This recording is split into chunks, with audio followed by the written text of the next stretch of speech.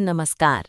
आज हम बात कर रहे हैं ध्यान और समाधि, गहन तकनीकें और अनुभव से लिए गए कुछ अंशों पर। हाँ, इसमें ध्यान की विधियों, अनुभवों और जो मुश्किलें आती हैं, उन पर बात की गई है। बिल्कुल। तो चलिए सीधे इसके विश्लेषण पर आते हैं। पहला मुद्दा क्या लगता है आपको?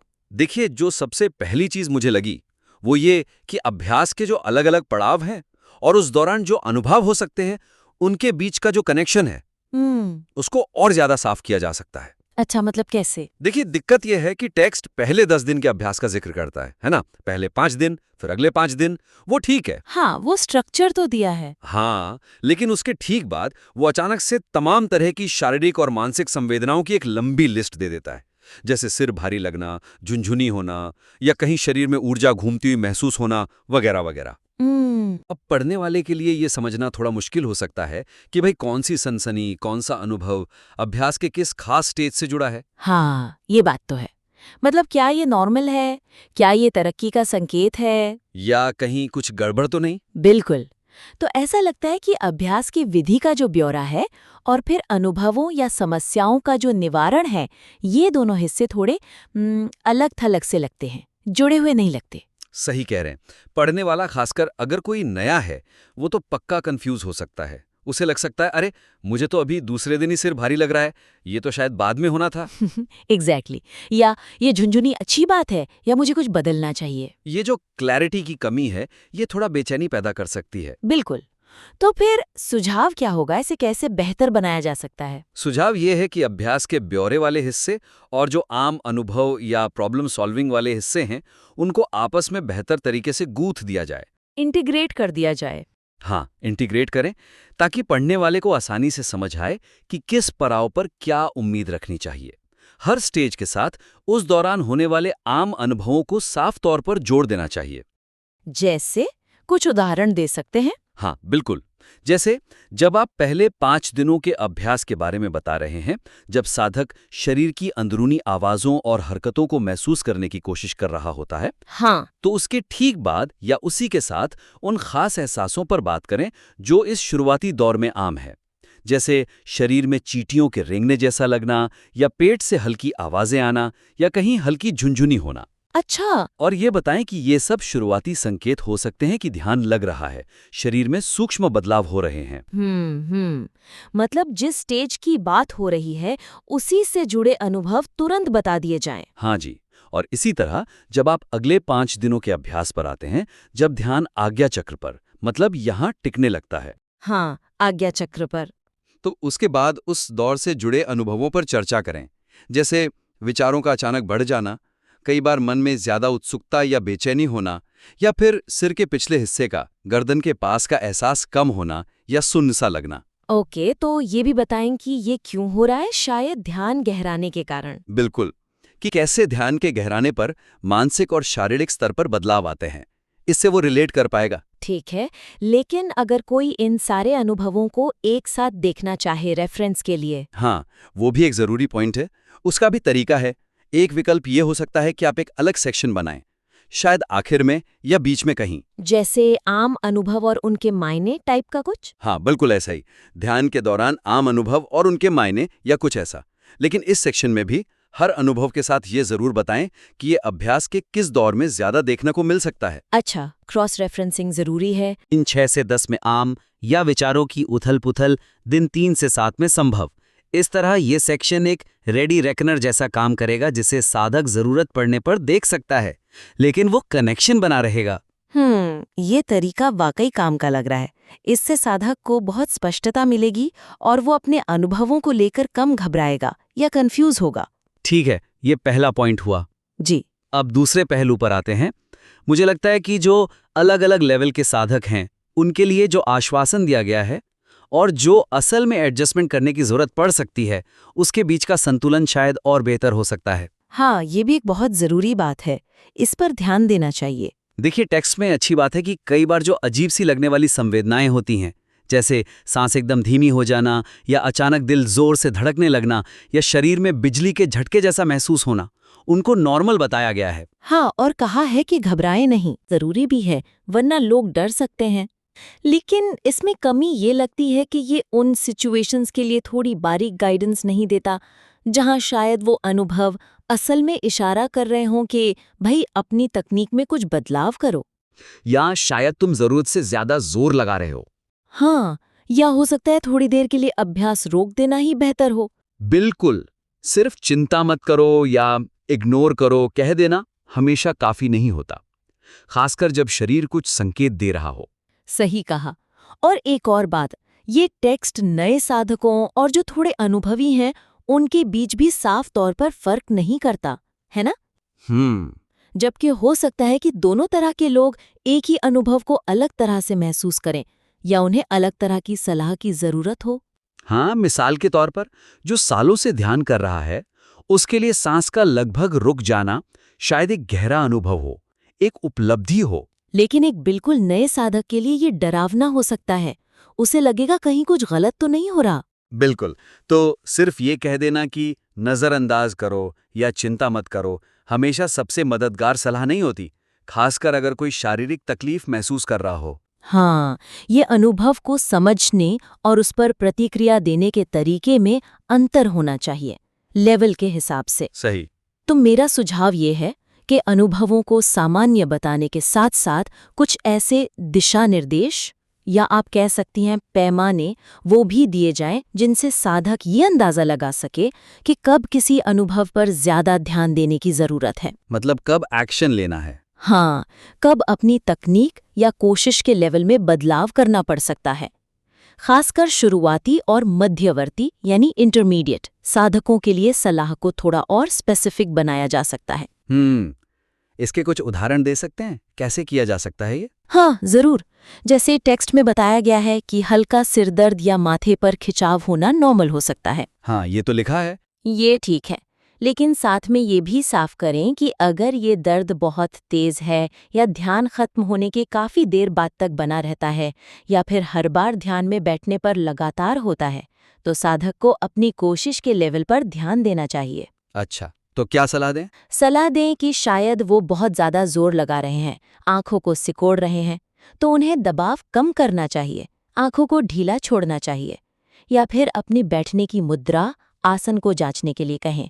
हो सकता है गर्दन या कंधों पर तनाव आ रहा हो। मतलब सिर्फ नॉर्मल है कहकर छोड़ ना दें, बल्कि कुछ चेक पॉइंट्स भी दें, सेल्फ करेक्शन के लिए। बिल्कुल। इसी तरह जब सांस के रुकने या दिल की धड़कन बढ़ने की बात करते हैं, हाँ, वो भी एक कॉमन अनुभव बताया है। हाँ, तो ये समझाएं कि हाँ, ये चेतना के सिमटने और फिर फैलने की प्रक्रिया का हिस्सा हो सकता है और सामान्य है।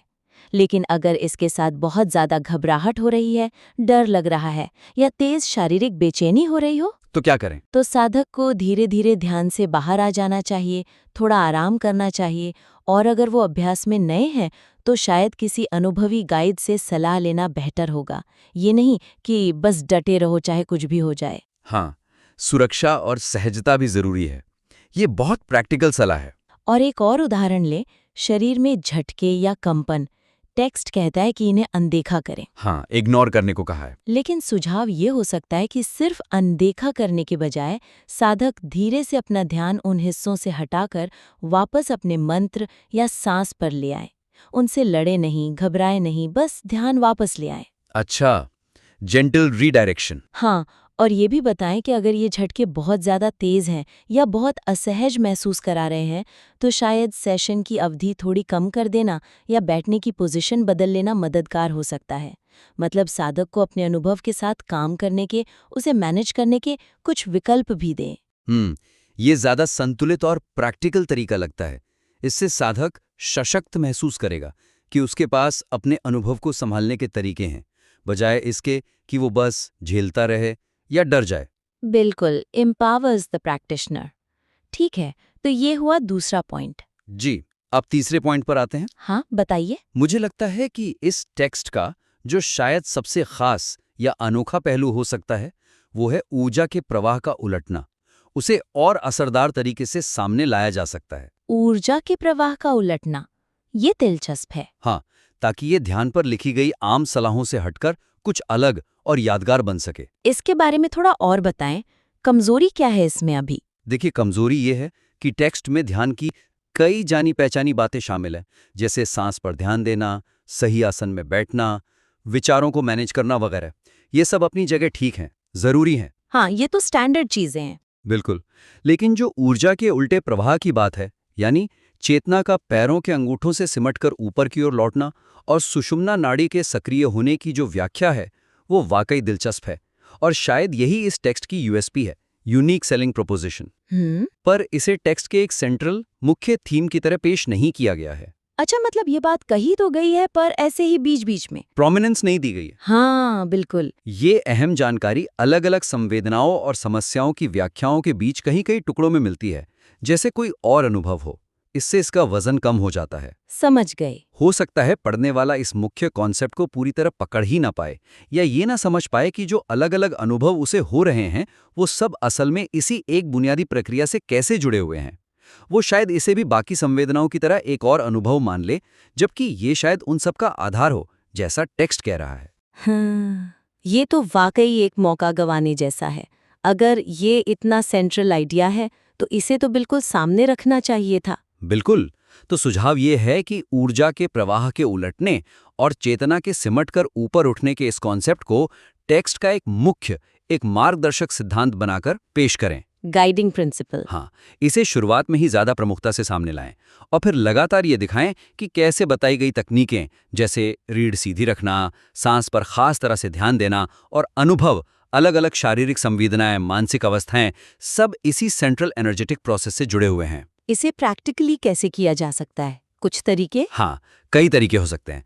जैसे टेक्स्ट के परिचय में ही, इंट्रोडक्शन में ही साफ तौर पर बता दें कि ये गाइड सिर्फ ध्यान की तकनीक ही नहीं सिखाएगी, बल्कि गहरे ध्यान में होने वाले सूक्ष्म ऊर्जावान बदलावों, खासकर चेतना के ऊपर की ओर उठने के प्रवाह और उनसे पैदा होने वाले अनुभवों को समझने पर खास जोर देगी। ओके, शुरू में ही टोन सेट कर दिया जाए कि ये एनर्जी वाला पहलू इसमें खास है। एग्जैक्टली। इससे पढ़ने वाले का माइंडसेट शुरू से ही तैयार हो जाएगा। फिर जब आप 10 दिन के अभ्यास का ब्यौरा देते हैं तो वहां भी बताएं कि हर कदम, जैसे शरीर को महसूस करना, फिर सांस पर ध्यान टिकाना, फिर निर्विचार होने का लक्ष्य रखना, ये सब कैसे उस ऊर्जा के ऊपर उठने के प्रवाह को आसान बनाने या उसे संभालने में मदद करते हैं। अच्छा, जैसे ये बताना कि रीढ़ सीधे क्यों रखनी है, सिर्फ पॉस्चर के लिए नहीं बल्कि इसलिए कि ऊर्जा बिना रुकावट के ऊपर उठ सके। बिल्कुल बिल्कुल। हर टेक्निक को इस सेंट्रल आइडिया से जोड़ दिया जाए कि ये सब क्यों कर रहे हैं हम। समझ गई। और अनुभवों वाले सेक्शन का क्या? हाँ, जो प्रॉब्लम सॉल्विंग या अनुभवों की व्याख्या वाला सेक्शन है उसे भी इसी फ्रेमवर्क में ढालें।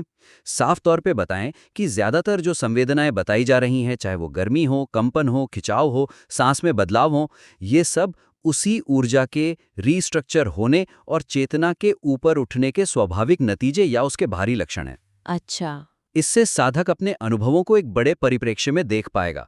उसे लगेगा, अच्छा, ये सब उस बड़ी प्रक्रिया का हिस्सा है। और शायद कुछ हेडिंग्स वगैरह से भी मदद मिल सकती है उसे हाईलाइट करने के लिए। हाँ, ये बहुत अच्छा आइडिया है। इस ऊर्जा वाले पहलू को हाईलाइट करने के लिए कुछ सब हेडिंग्स का इस्तेमाल करें, जैसे चेतना का ऊर्ध्व प्रवाह, ध्यान के दौरान होने वाले बदलावों को समझना, या ऊर्जा का खेल, आपके ध्यान के अनुभव क्या कहते हैं, या कुछ ऐसा ही।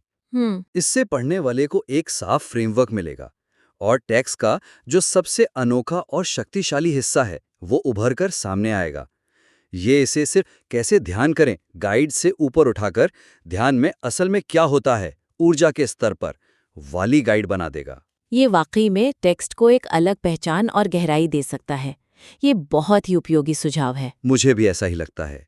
इसमें काफी पोटेंशियल है। चलिए, तो आज की बातचीत को समेटते हैं। हमने ध्यान और समाधि, गहन तकनीकें और अनुभव के अंशों पर गहराई से बात की। हाँ, काफी विस्तार से चर्चा हुई। एक मुख्य बात ये निकली कि अभ्यास के अलग अलग पड़ावों और उनसे जुड़े संभावित अनुभवों के बीच के कनेक्शन को और साफ करने की जरूरत है। हाँ, ताकि पढ़ने वाले को पता हो कि किस स्टेज पर क्या उम्मीद रखनी चाहिए और क्यों। वो लिंक क्लियर होना चाहिए। बिल्कुल। दूसरा, हमने ये भी सुझाव दिया कि कैसे अलग अलग लेवल के साधकों को सिर्फ दिलासा देने के बजाय जरूरत पड़ने पर अपनी तकनीक या प्रयास में बदलाव करने के लिए ज्यादा बारीक और व्यवहारिक मार्गदर्शन दिया जा सकता है। हाँ, वो आश्वासन और एक्शन लेने के संकेतों के बीच एक बेहतर संतुलन बनाना जरूरी है। सबको एक ही लाठी से नहीं हाँक सकते। सही कहा। और तीसरी बड़ी बात थी इस टेक्स्ट के सबसे खास पहलू, ऊर्जा के उल्टे प्रवाह और चेतना के ऊपर उठने की अवधारणा को ज्यादा प्रमुखता देना। बिल्कुल, उसे बिखरे हुए जिक्र के बजाय पूरे टेक्स्ट का एक सेंट्रल गाइडिंग थीम बनाना, जिससे बाकी सारी तकनीकें और अनुभव जुड़े हुए दिखें, उसे सामने लाना। तो अगर हम मुख्य एक्शन लेने वाले सुझावों को संक्षेप में कहें, हाँ, तो वो होंगे, पहला, अभ्यास के पड़ावों और अनुभवों को साफ तौर पर जोड़ना, चाहे स्टेज के साथ ही संबंधित अनुभव बताकर या एक अच्छी तरह से क्रॉस रेफरेंस किए गए सेक्शन के जरिए। ठीक है। दूसरा, संवेदनाओं को सामान्य बताने के साथ साथ साधकों को विशेषकर नए और मध्यवर्ती ये समझने में मदद करना कि कब उन्हें सिर्फ साक्षी नहीं रहना है, बल्कि अपनी कोशिश या तकनीक में थोड़ा बदलाव करने की जरूरत पड़ सकती है और कैसे, वो नुस्खे देना। और तीसरा, ऊर्जा के प्रवाह वाली जो अनूठी अंतर्दृष्टि है, उसे टेक्स्ट की रीढ़ बनाना, उसे शुरू से आखिर तक एक सूत्र की तरह पिरोना, उसे हाईलाइट करना। बहुत अच्छे से समेटा आपने। ये तीनों पॉइंट्स बहुत महत्वपूर्ण है। हमें पूरी उम्मीद है कि ये चर्चा लेखक को अपने काम को और भी बेहतर, ज्यादा स्पष्ट और प्रभावशाली बनाने में मदद करेगी। हाँ, ये सुझाव वाकई अमल करने लायक हैं। बिल्कुल। और हाँ, अगर आप इन सुझावों पर काम करने के बाद अपने संशोधित ड्राफ्ट पर दोबारा हमारी राय जानना चाहें, तो उसे हमें भेजने में बिल्कुल संकोच न करें। हमें उसे देखकर खुशी होगी। जरूर, ये तो बहुत अच्छा रहेगा। चलिए, आज के लिए इतना ही। धन्यवाद। धन्यवाद।